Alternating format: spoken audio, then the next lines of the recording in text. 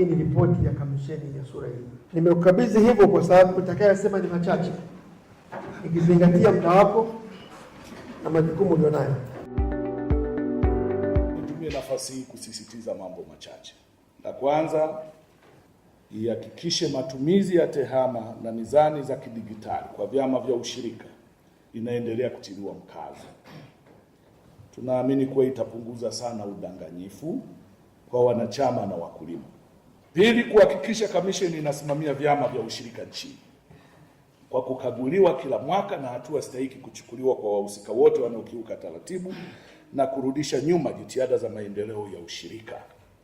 Angalau kwenye vyama vikuu vya ushirika tumeanza kuona mabadiliko makubwa, ingawa nako ni lazima udhibiti uongezeke. Lakini kwenye AMCOS na hasa kwenye utaratibu ule ambao umewekwa wa kukopa kwa niaba ya wanachama na kuwapeleka wao kusimamia utaratibu huo, kumekuwa na mambo ambayo hayaendi sawa. Ni tuongeze nguvu ya udhibiti ili kumlinda mwanachama apate kile anachostahili. Tatu, kuhakikisha vyama vya ushirika vinakuwa na uwezo wa kutafuta masoko ya nje kwa bidhaa zinazozalishwa na vyama vya ushirika ili kujenga uhakika wa biashara au mnyororo wa thamani wa biashara wanayoifanya. Nne, kutengeneza utaratibu wa kuvitambua vikundi vya vijana na wanawake. Hapa tuna jambo tunazungumzia ushirika. Kila mahali ambapo kuna watu wanakutana na kukaa ni ushirika, lakini kuna vikundi ambavyo vinaanguka kwenye usajili wa taasisi nyingine. Kwa mfano, kuna vikundi vinaitwa vya vijana na vinapewa pesa na serikali. Kwa mfano, tuna 10% ya wanawake, vijana na watu wenye ulemavu. Ukiangalia kwa mwaka ni tunapeleka kule bilioni kuanzia 50 mpaka 80 kwa mwaka mmoja. Roli yetu kwenye hilo ni nini? Kwa sababu tukiacha tukasema unajua ile ni ya watu wa maendeleo ya jamii, watu wa nini, kile kinachofanyika pale sio ushirika. Sisi tumeingia kuhakikisha tunipate parcel ya hiyo. Tukikaa nyuma tukajiacha tukasema labda kwa sababu anasimamia wengine, sio kazi yetu. Ndio kazi ya msingi ya ushirika, na hiyo ndio inaweza kujenga msingi wa kwenda kwenye hatua ya tatu sasa ya kuwa na ushirika unaowawezesha mitaji watu na kwenda kufanya nini, kushughulika na shughuli za biashara kwa msingi wa ushirika.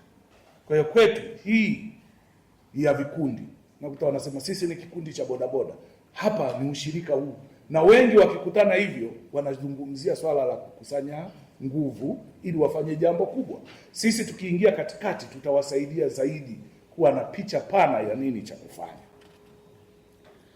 Tano, kuhakikisha kuwa mali za vyama vya ushirika zinawekezwa katika maeneo yenye usahihi ili mali hizo ziweze kuzalisha na kusaidia kwenye maendeleo ya vyama vya ushirika husika na kuleta tija kwa wanachama wake. Sita, kuhakikisha kuwa mnaimarisha usimamizi kwenye vyama vya ushirika ili kuwa na viongozi waadilifu na watendaji wenye sifa stahiki ambao watasimamia shughuli za vyama vya ushirika ipasavyo kwa kuzingatia weledi na ubunifu. Na saba,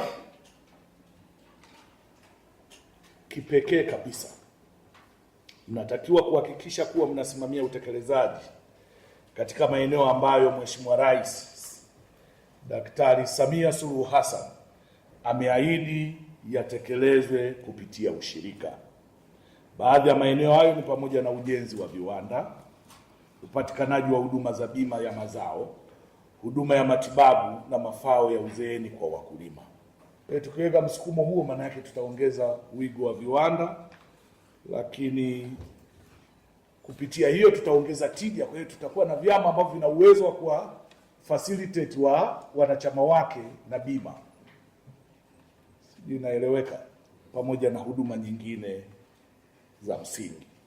Baada ya kusema hayo, nitamke rasmi kuwa nimezindua kamisheni ya Tume ya Maendeleo ya Ushirika Tanzania kwa kipindi cha miaka mitatu ijayo Asanteni sana kwa kunisikiliza.